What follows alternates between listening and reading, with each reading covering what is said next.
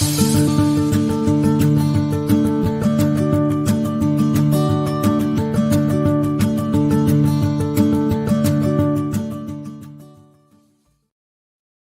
to Simply Sarah. I'm Sarah Stockham, and I'm usually your host, but today we're going to do something so inspired by my friend Janice Hoffmann.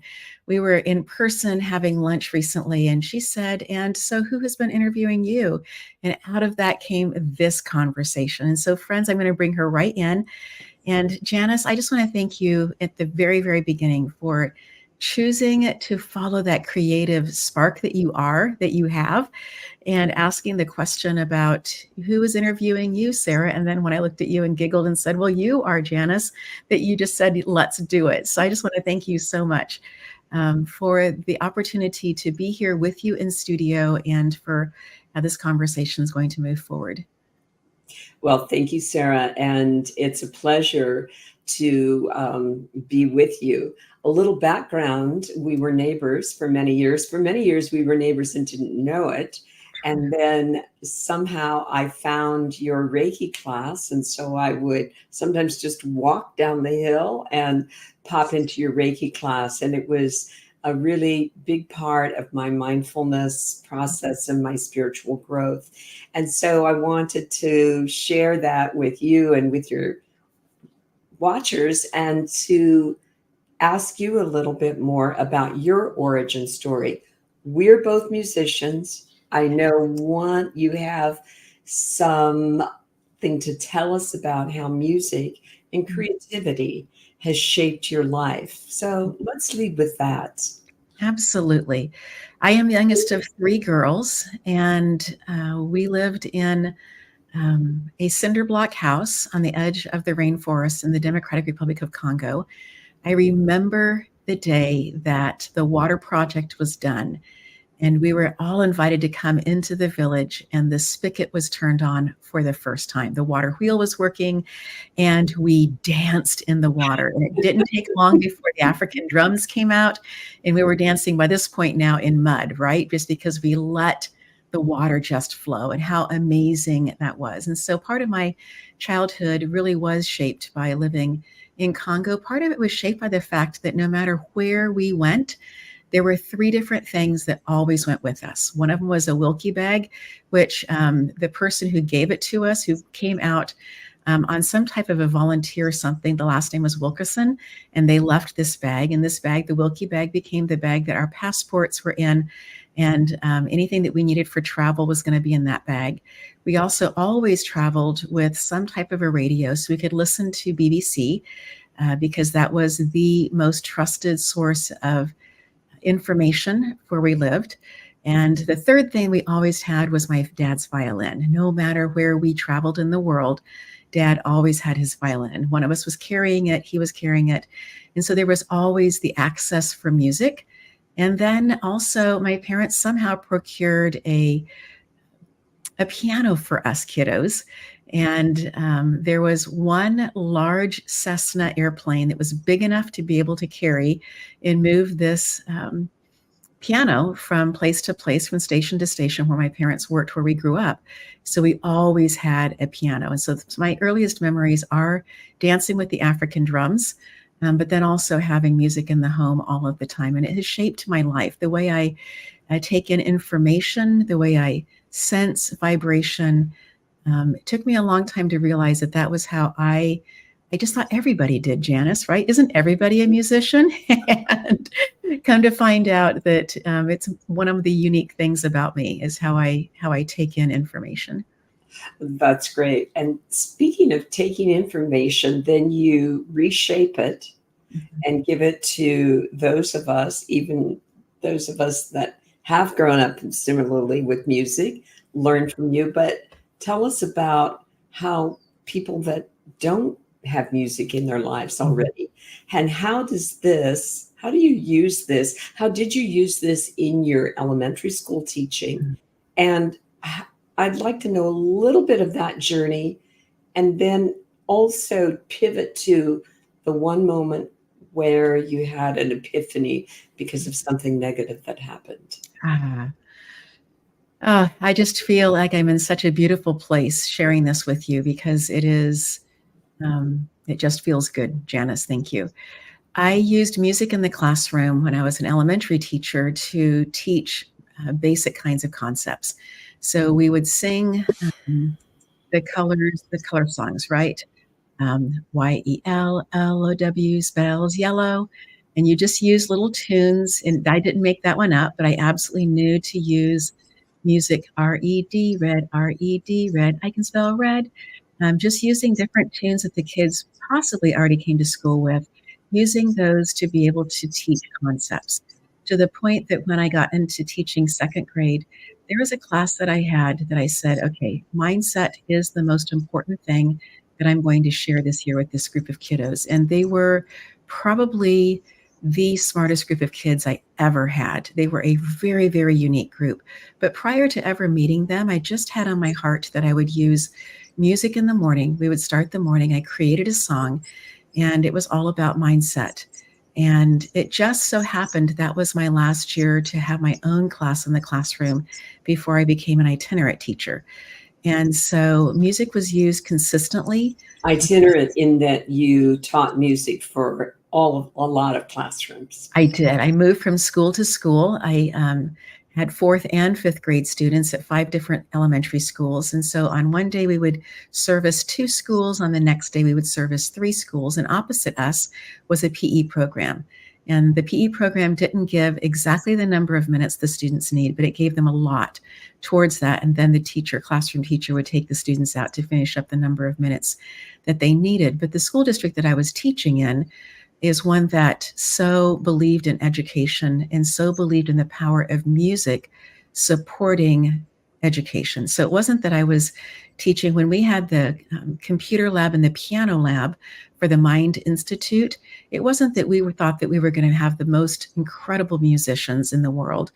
In fact, it was all about the fact that we wanted our kids to be able to access hemispheres of their brain, areas of their brain to be able to problem solve. And we were curious if our test scores would go up. And sure enough, using the left hand and the right hand, playing songs that maybe didn't sound so amazing, but was all there for brain development, all of that radically changed what was taking place in the classroom because it was all about teaching kids to think through steps ahead, similar to playing chess. I am not a chess player, but it was the same kind of concept that you have to think through what's going to happen as you are problem solving. And using both left brain and right brain. Yes, exactly. Accessing both hemispheres. And so in the computer lab, the games that we played were completely set up also to be able to problem solve. And we had a little tiny penguin named Gigi. And as Gigi moved and turned and rotated, it was our jobs or the kids' jobs to figure out how that happened. And they would always show it first through the first time. And sometimes you could hit a button and have it show again. But the whole idea was that we were teaching students to problem solve. And our writing changed radically because kids were problem solving. Well, I love that you had this laboratory of children. And now, as I understand it, you've transferred some of those same skills to people like me who need to live a little bit more stress-free. Tell me about what you're doing right now. So let me give you a little bit of the genesis. You had asked this in the previous question about there had been something negative happen in the classroom. And for those of you who need to turn this off for 30 seconds and come back in, I so honor that, being somebody who's sensitive to energy and to stories as well. I was teaching in the classroom. It was in September of 2021. We'd come out of the shutdown, and I had turned my back to put a piece of paper and a pencil on a desk. And when I turned around, a student was attacking me, and the child knew exactly what they were doing. They were well trained. They had taken classes, and their classes were never intended to be used in a classroom against a teacher. But that's where this explosion took place. And so for the next year, I was in physical therapy for my neck and my jaw. I was also having conversations with people who had done tremendous amount of work with PTSD. It radically changed. how safe I felt with the people that I had considered my friends who were my administrators.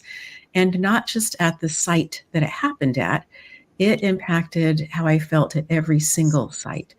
And so I knew that there was more for me to learn. Yes, I had learned Reiki and I was using it, and remember immediately using it. I also know that there were things in front of me that I needed to learn. And so after I retired from the classroom, and that event is one of the reasons that I retired early, just because I felt like I was not seeing what I loved to do through the same eyes. It had impacted me. And so doors closed and doors opened. And one of the doors that opened was for me to have my own show. And in the process of doing this, I had also joined a group that is all about business. And as we began having conversations, I was invited to come to a conference. And in that conference, I met somebody who I eventually asked to be on the show. She introduced me to, her name is Leela Veronica, introduced me to Elle Ingalls and said, I just think this would be a great fit. You know, you're a musician, Elle's a musician. And so when I did the pre-interview with Elle, I could just sense inside of my being this beautiful expansion of this is someone you need to spend more time with, Sarah. And so we did the recording. It was really, really well received. And it was very soon after that that I engaged her services to say, please teach me what this is about being pressure-free, about being able to see stress around you, being able to dance with circumstances that you know are triggering and yet not be triggered. Because I had done the whole thing prior of, being triggered and trying to mask it, and it just doesn't work. It keeps you from showing up as you really are. And so out of that work, out of working with Elle, I have taken what I know from the classroom when we were working on increasing our test scores, all the things that we were doing there about helping the brain and accessing creativity, and then using what I know and learned in the Reiki world, using all of that along with Elle's concepts and ideas and the scientifically based information that she shares, and have put all of these different pieces together and call it From Stressed to Best. And it truly is out of my experiences in life. So, in other words, for those of us that have just some remnants of PTSD from the lockdown and don't feel like we're quite at our top performance level like we either had been before or that we know we can be, that this class is for us. Well, if I wanted to sign up, what would I do? You'd reach out to me at Sarah with an H, Sarah at sarahstockham.com. That's the easiest, fastest way to get a hold of what's taking place in terms of the enrollment. And this is a class that I am not just opening the doors to. This is a class that has, as we say in the industry, long legs. It's something that's going to be around for a long time. Because in some ways, I really feel, Janice, like all of the work in my life has been leading to this moment, to teaching this class. And I am delighted to be able to make lemonade out of lots and lots of bags of lemons. Yes, good. Let's see. We've talked about music a little bit. We've talked about Reiki a little bit. We've talked about this new class From Stressed to Best. And I guess one of the things that I've always admired about you is how you've been helping people all along. Are there any stories about helping people that come to mind that you think are relevant for us to know? I can think of a couple. One of them is somebody that I've had the chance to walk life with pretty carefully, pretty closely for a number of years. And as she was working through, she has 3 children, one who just turned 3 years old, and the oldest one just graduated and is heading off to college, and then a middle one there as well. And each child has a very, very different skill set and gifting set. And Each one has an incredible personality as well. And she is not only a mom, she is an entrepreneur, she is an artist. She is somebody who is multilingual.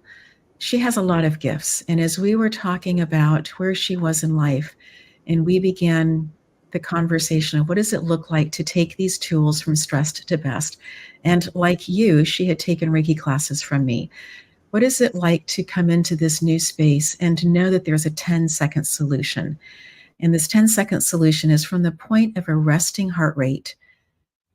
When we have stimuli come in that for us individually is stressful, it doesn't need to be stressful for anybody else in the room in order for it to be valid. But the information comes in, it can be a sound, it can be somebody's name, it can be circumstances, it can be a smell, whatever it happens to be.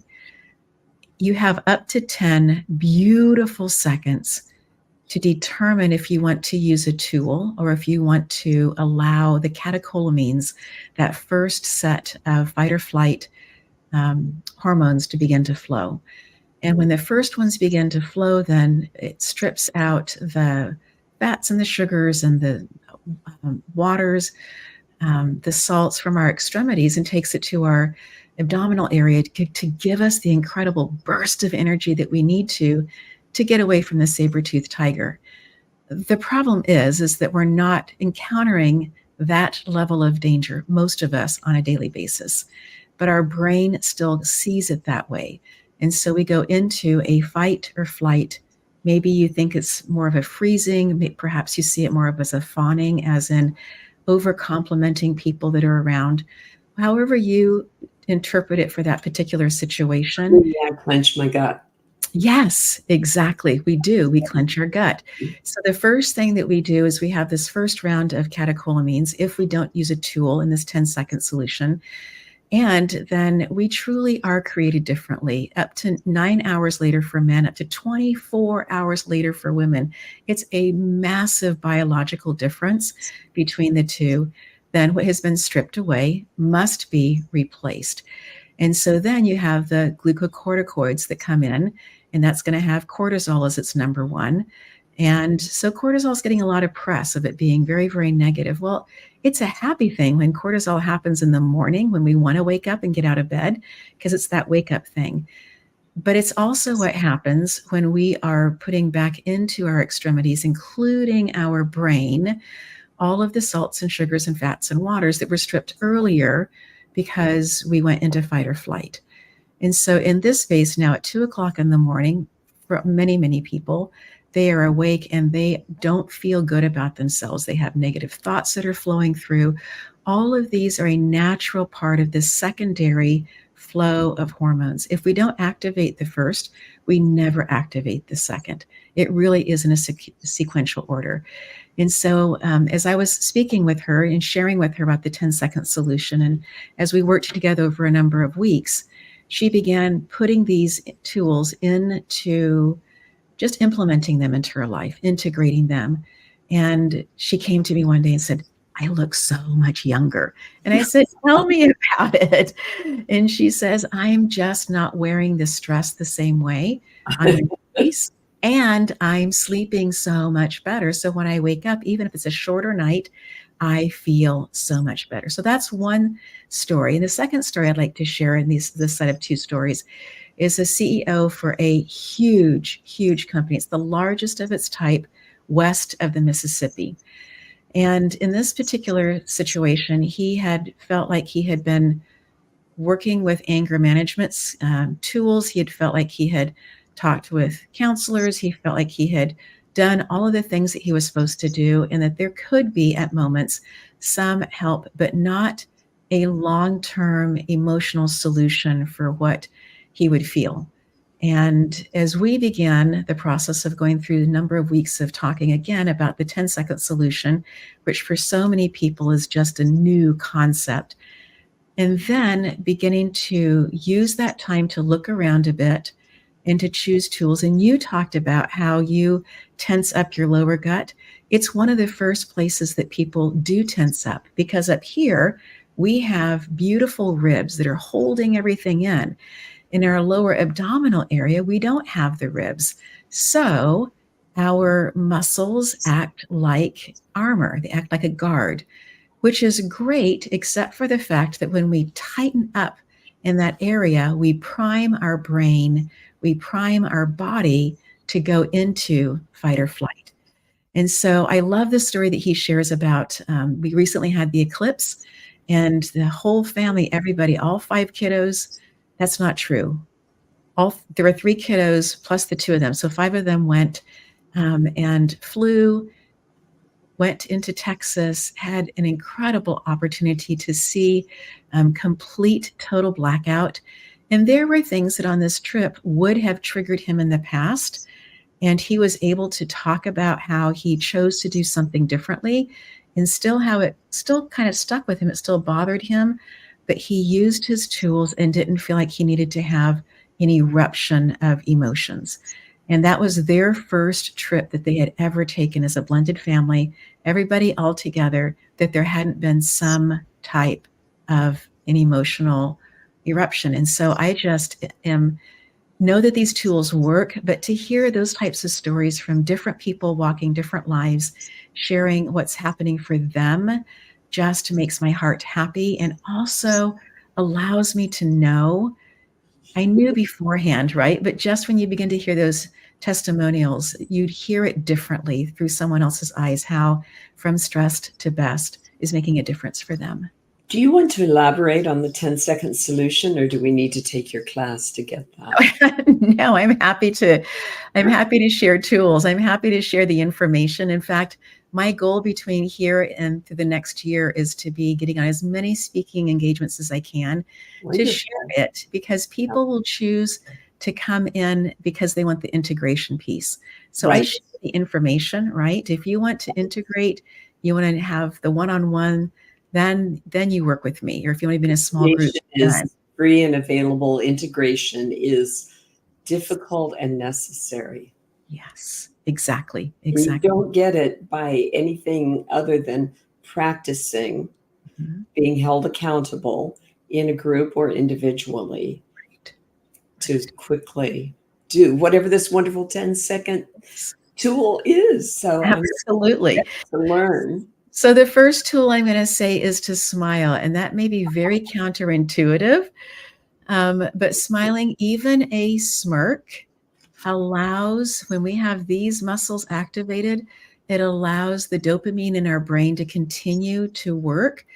And by allowing that continue to work, then we are continuing to problem solve. And that's something that we can't do if we go into the catecholamines and then later on into the glucocorticoids. So smiling is the first thing. And I recently shared this with somebody who was going to be going into a very, very tense situation with lawyers involved. And I said to her, I really encourage you to smile as much as you can. So she walks into the room. This is her story. She walks into the room and she says, I'm going to be smiling because it helps my brain to think. And everybody said, okay, you can smile. And later on, there was a psychologist, an incredibly well-known and trained psychologist, who came to her and said, I have never heard that. And so again, these simple tools that we can do are ones that are scientifically based, but Janice, not necessarily out there in the, hey, you can easily apply this and it'll change your life. Great. Okay, I can do that. Yeah. Yes. Another tool, you were talking again about clenching in the lower abdominals. I love to teach people to begin to relax those. And my favorite way of doing it is to walk people through the process before actually doing it. So to walk through is that we start with exhaling and taking our belly button and just really pulling it in as close to our spine as is comfortable. And then the next step is going to be to relax the lower abs and then breathe into it. After that, we're going to pull the air up to our shoulders. And then I don't know if you've ever held a little puppy that's getting ready to go to sleep. Perhaps, yes. But when they are beginning to relax their nervous system, they'll do this kind of thing. Take a few extra breaths in. And they are actually using a well-known strategy to be able to relax their nervous system. And so if we can take a cue from Karina or Massimo, your beautiful puppies. Take a cue from them. It will serve us well as well. And then I let people hold that for as long as they want to before they let it out. And then just return to normal breathing before doing another set of those. So if you want, I can have us do a set of those right now. Okay, so all of you at home that are watching this, get ready, and we promise we won't watch you, but let's all watch Sarah. Beautiful. Here we go. We're going to start by exhaling. And we're pulling in our belly button to the spine and then releasing that and then breathing into it, pulling it up to our shoulders, taking in a few more sniffs, and then letting it go whenever you want to. It does so many things. It allows us to move from thoracic breathing, which is here in the chest, to diaphragmic breathing, which you as a singer know that that's a much preferred way to be able to hold your breath, to be able to sing and hold those beautiful notes. So it does that. It also gets rid of all of the, I would call it, these are my words, not scientific words, old oxygen that's in the lower part of the lungs by doing such a deep exhale with it. And then by taking those extra sniffs at the very end, it tells our nervous system, we know there's chaos going on around us. We are well aware, but we are in the 10-second solution and we are choosing to do this breathing exercise in order to release the stress or strain in our lower abs. And that then helps our brain to know, yes, we are in an okay place. That sounds great. Well, I can smile and I can breathe. So anything else I should be doing? There's one more thing. You may have noticed this. If you go to a park, you're sitting there, you're reading your book, and you begin to notice that there's a ball that's there that most young children up to the age 2 or so will begin to line up their body with the ball so that they can then just kick straight forward. They don't want to cross over the median. And this is something that was, we were doing the Mind Institute and teaching our kiddos about different things. We were teaching them about this as well. And so whenever we do something that crosses over the median, it's really, really good for our brain because it has to, my words, not scientific words, it has to reset.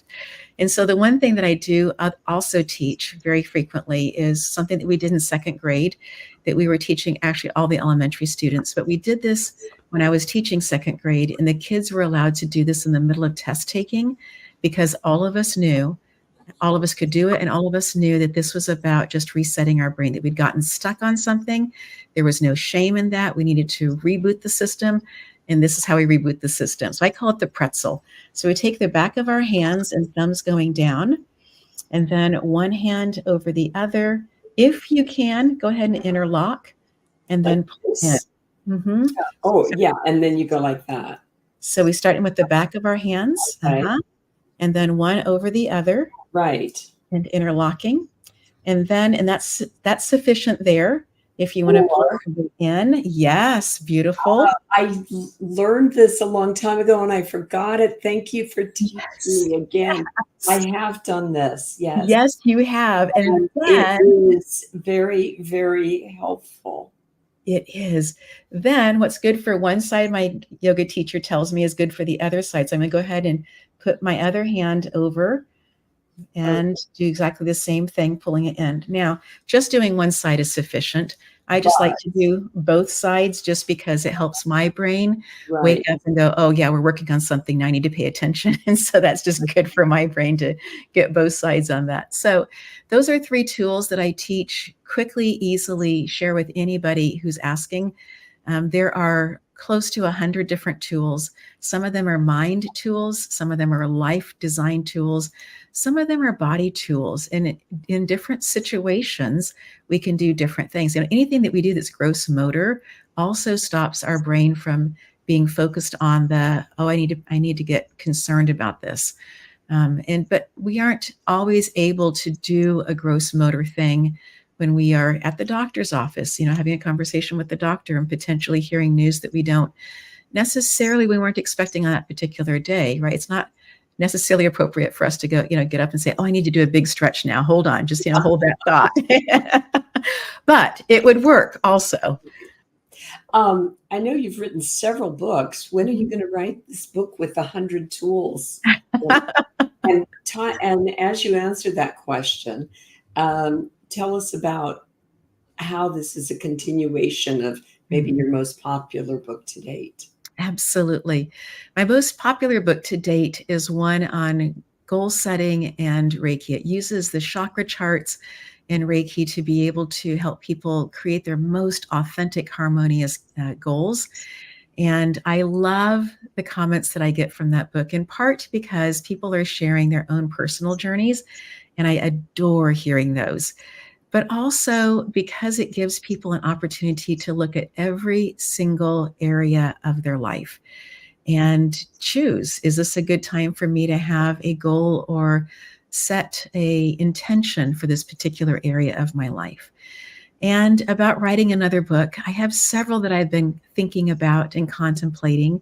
As you know, we relocated nearly a year ago, and I'm starting to feel like I'm catching my rhythm. It takes a little while for me to, I changed pianos. Let's just start there. I changed pianos. And today when I was playing, I thought, oh, I feel differently about playing this today because I've been playing it for nearly a year and the tonality of it makes sense to me now. Where in the beginning, I had the piano tuner come in and change and tune it several different times, just thinking there's something that's not quite right in the tonality. I just needed to get used to the uniqueness of this beautiful piano. And our baby grand is here with us. It's just on a stage someplace. And so I can go play it as well. But it does take me a moment. And I think that's just part of the uniqueness of who I am. Some people can open their suitcase and feel like they're home. And I can live out of my suitcase and do that really, really well. I don't necessarily feel like I'm home at a place to be able to do the process of writing. And so, yes, I think there are more books in the future. And yes, I'm excited about putting the pieces of those together in a way that really is, again, implementable and accessible for people. Well, I'm thinking you're already doing this curriculum for this class. Yes. And you're already teaching from this curriculum. So Exactly. saying that personally, I would love a new book about this curriculum from your class. Yes. We've been going a little bit over a half an hour so far. So tell me what we've missed. What do you want to tell your readers? What do you want to share the most? I'm going to go backwards a little bit in my story in order to be able to go forward. Thank you. Thank you. When my mom was pregnant with me, she was pleased to be pregnant. They wanted another child, but she burst into tears and she cried because the timing didn't feel right. My parents were finishing up language school in Belgium and were going back to what was then the Belgian colony, who had recently become independent.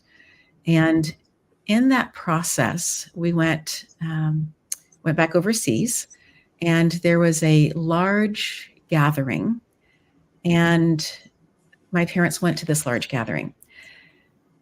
Prior to this, there had been rumors of different tribes that were very, very unhappy with the government. And as it had moved from a colony, a Belgian colony, into its own governance, there had been coups that had happened. And so it wasn't uncommon to hear these kinds of things going on. Again, for people who are sensitive, I encourage you to turn it off for 30 seconds. My dad was taken hostage along with some other men. And because they were white, they knew that they had good collateral that the United Nations would listen to. The women and children were allowed to leave.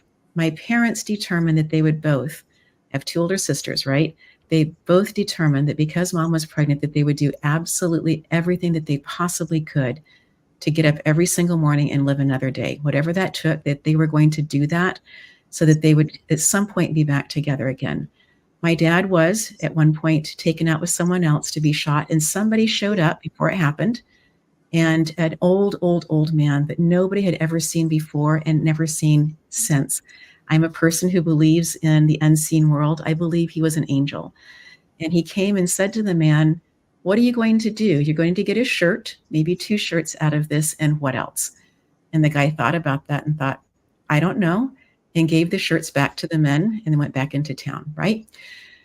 I believe that in utero, I was already being prepared to work with people who have gone through trauma. I am not a trauma expert. I can just tell you that my cleft lip that I have today is a reminder when I choose to look at it or remember it, that I had my dad until just a few years ago, that I got a lifetime with him. It has reminded me that there are hard things that have happened. My aunt and uncle were killed in a car accident by a drunk driver when I was 12 years old. Formative years, right?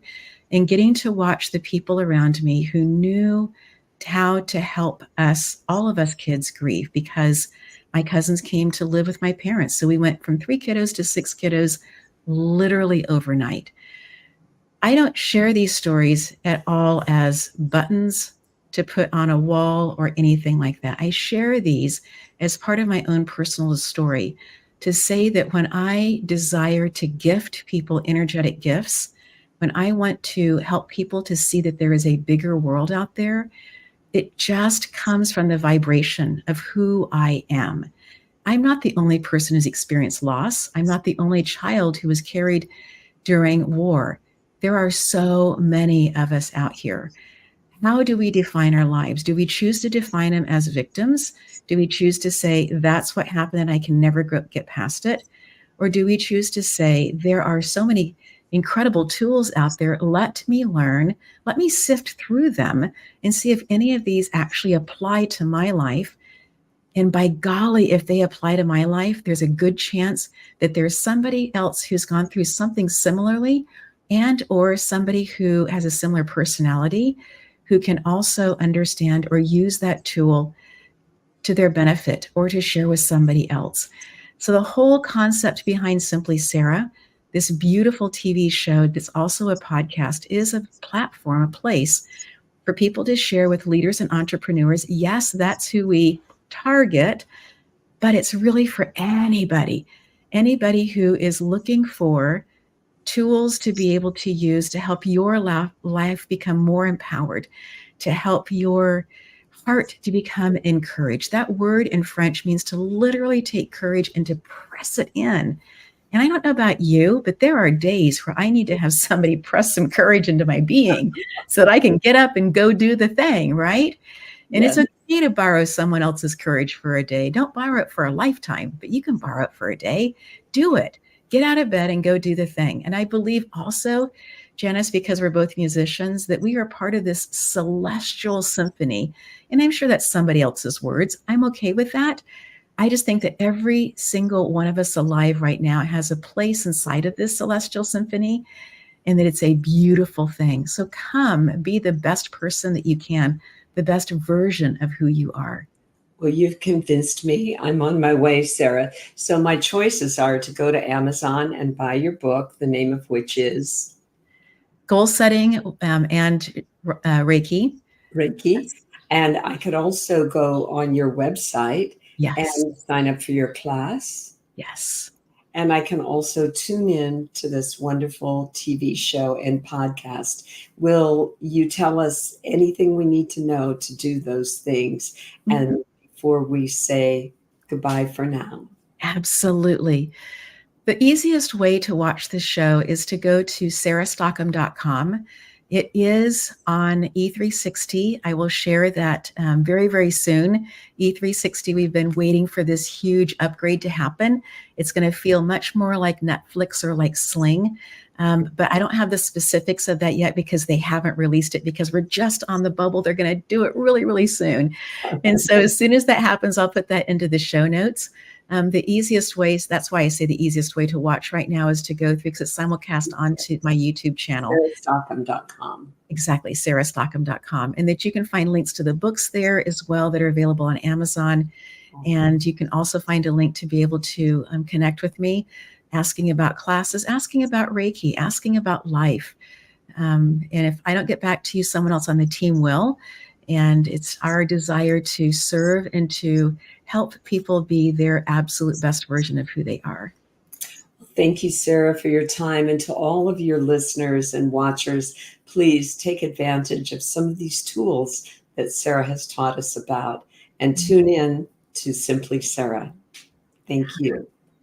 Janice, thank you so much for the gift of this time. I'm just loving the continuation from being at your house and having that tremendous, amazing lunch. You are a chef, and I am waiting for your cookbook to come out.